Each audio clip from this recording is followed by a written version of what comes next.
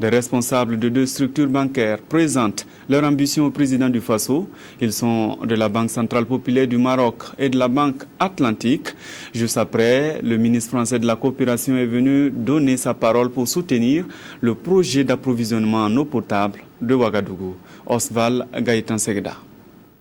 À l'issue du conseil d'administration, les responsables de la Banque Atlantique, adossés à un groupe bancaire marocain, ont exposé au président du Faso leur vision pour les 3 prochaines années. Notre ambition, c'est que ce groupe bancaire puisse contribuer à l'essor des développements des relations interrégionales et évidemment également accompagner le développement économique soutenu que connaît le Burkina Faso ces dernières années.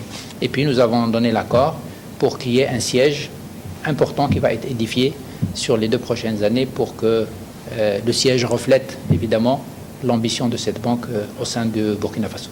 Après les banquiers, c'est la coopération franco-burkinabé qui a pris rendez-vous.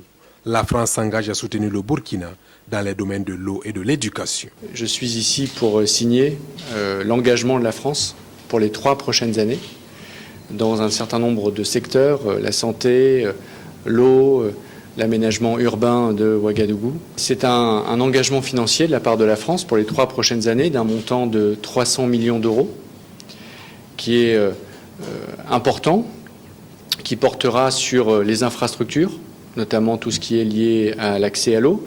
Nous allons ainsi permettre d'améliorer ou d'accorder l'accès à l'eau potable à 100 000 personnes à Ouagadougou.